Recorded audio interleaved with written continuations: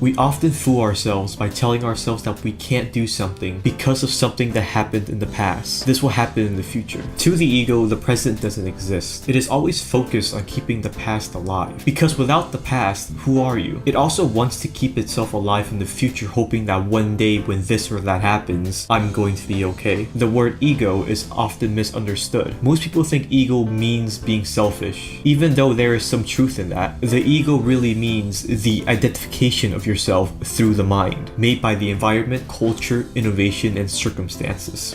However, you are not your mind. Therefore, the ego is a false self. In other words, the ego is what you think you are instead of who you actually are. Your mind is simply an instrument, a tool. The mind is there for a specific task, and when that task has been completed, you lay it down. Most people don't know how to lay down their mind, how to stop thinking. Just like any other addiction, like excessive smoking, drinking, drug use. An addiction is when you can't stop doing something excessively. When you can't stop excessive thinking, you are addicted to your mind. It is important to have control over your mind, to be able to think about the right things at the right time. When you are your mind, you can't be in the present. You can only stop thinking when you are in the present moment. Focus on every detail of what you are doing in the present moment. Accept the presence of everything. Don't judge. When showering, consciously feel the warmth and the sound of the water. When walking up the stairs, consciously focus on every single step you take. That is when you enter the place of no mind.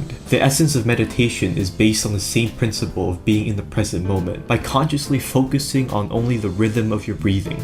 Switch between mind and no mind. Thought alone without stillness limits creativity. All true artists, whether they know it or not, create from a place of no mind. Many scientists have reported that their most creative fortuities came from stillness. Thinking was only a minor part. Since the ego is only focused on finding happiness through the past and the future, to defeat your ego, focus deeply on the present moment. Remember that nothing happened in the past without the present. Nothing will happen in the future without the present. The past are just events that once happened in the present. The future are present moments that haven't happened yet. Both can only happen in the present.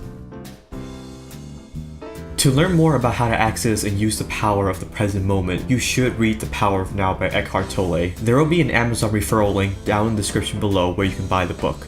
In order to improve yourself every day, it is important to expose yourself to high quality information that you can get from books. But with so many distractions nowadays like social media, Netflix, and video games, it requires a lot of willpower and focus to grab a book and actually read it. If you are one of these people, I highly recommend you to start listening to audiobooks. With the Audible.com mobile app, you can plug in earphones and expose yourself to books while doing day-to-day things such as chores, walking, traveling, working out, and even while playing video games. We at Self-Improvement have teamed up with Audible to bring you a special offer to try Audible. Click on the link in the description below and sign up for a free trial and get your first 2 audiobooks for free. If you end up disliking the service, you can cancel it at any time and the audiobooks are yours to keep.